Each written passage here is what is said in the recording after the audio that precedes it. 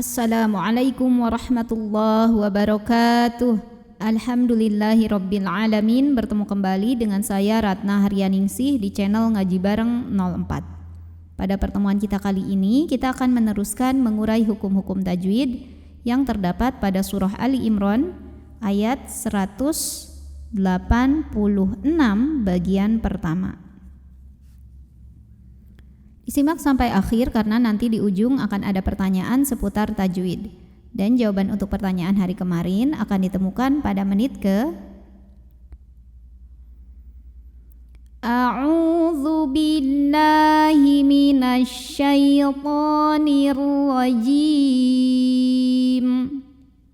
Bismillahirrahmanirrahim. Wala tasma'unna. Di sini ada hukum gunnah musyaddadah karena ada nun yang bertasydid.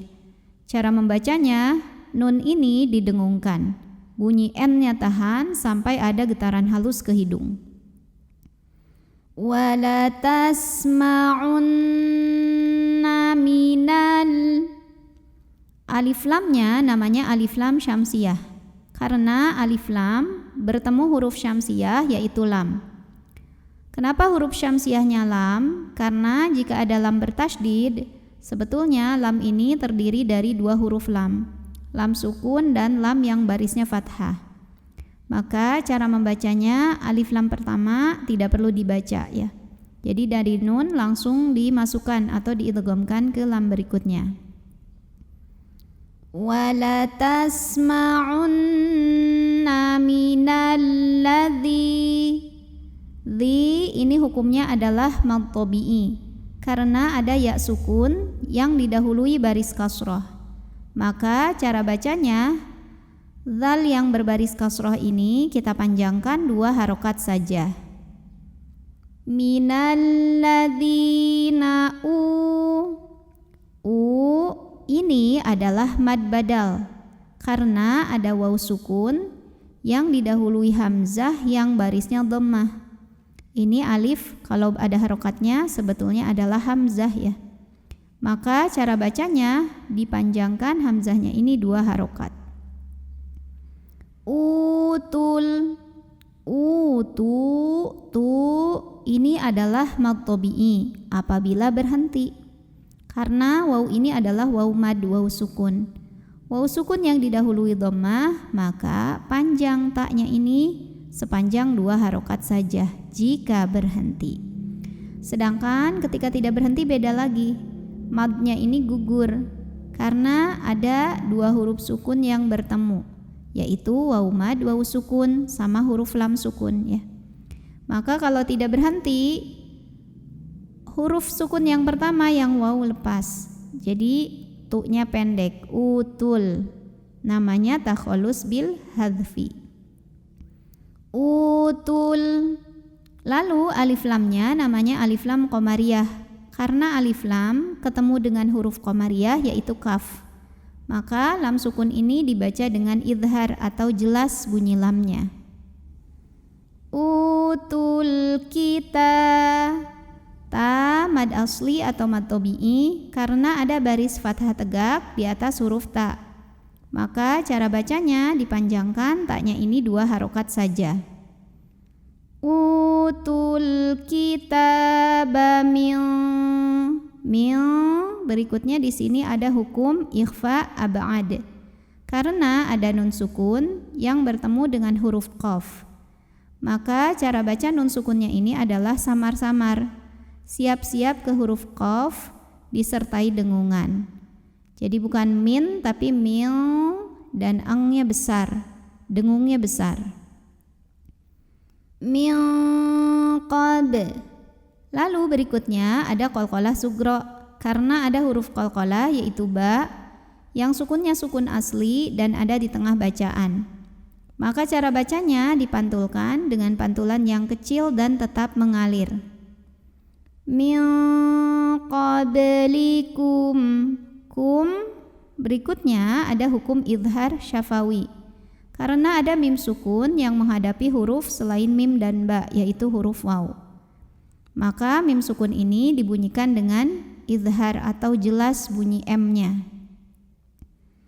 Min qablikum wa minal.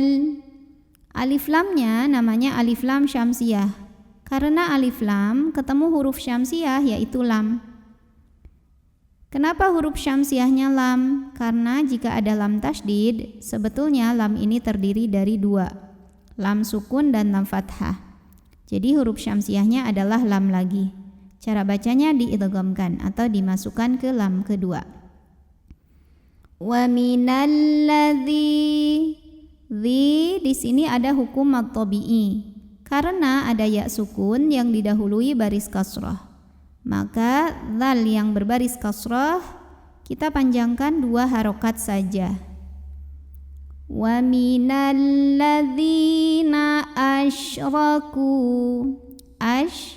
Huruf shin punya ciri khas sifat yang tidak memiliki lawan. Nama sifatnya adalah tafashi. Tafashi itu artinya menyebarkan angin di dalam mulut. Asyraku. Huruf ra dibunyikan secara tafkhim karena ra-nya berbaris fathah. Maka bacanya tebal, pangkal lidah dinaikkan. Ra. Asyraku. Lalu berikutnya ada mad jaiz munfasil. Karena ada mad tabi'i ketemu dengan hamzah dalam 2 kata yang terpisah. Di mana mad tabi'inya adalah waw sukun yang didahului baris dhammah terdapat pada kata asyraku. Sedangkan hamzahnya yang a terdapat pada kata adza. Maka kafnya kita panjangkan, boleh 4 boleh 5 harokat. Asyraku adzan. Lalu berikutnya di sini ada hukum ikhfa ab'ad. Karena ada tanwin fathah yang ketemu dengan huruf kaf. Maka tanwin fathah ini dibunyikan samar-samar ke kaf. Bukan adzan tapi adzan, siap-siap menuju kaf disertai dengung. Dengungnya lebih besar dibandingkan dengan kesamarannya. Adzan kasi. Si mad tabi'i karena ada ya sukun yang didahului baris kasrah. Maka sa yang kasrah panjangkan 2 harokat. Adzan katsira. Huruf ra dibunyikan secara tafkhim karena ra-nya berbaris fathah tanwin. Cara membacanya ditebalkan, pangkal lidah dinaikkan. Ra. Kemudian ra apabila berhenti hukumnya mad iwad. Karena ada huruf yang barisnya fathah tanwin, terus kita berhenti di sana, diwaqafkan. Maka cara bacanya baris 2-nya jadi 1 saja ya. Baris 2-nya jadi 1 dan kita panjangkan sepanjang 2 harokat ya. Katsira. Kemudian di atasnya ada tanda waqaf. Namanya ini adalah waqaf al-waqfu aula, yang artinya berhenti lebih utama.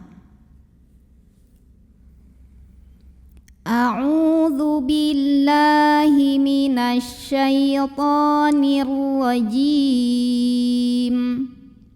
Bismillahirrahmanirrahim. Wala tasma'unna minal ladzina utul kitaba min qablikum wa minal ladzina asyraku adzan katsira. Latublawunna fi amwalikum wa anfusikum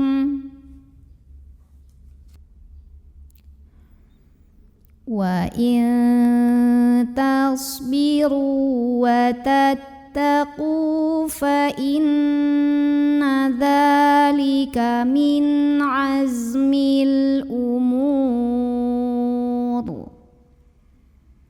Pertanyaan untuk hari ini, coba sebutkan cara baca dari ro apabila kita berhenti di sini.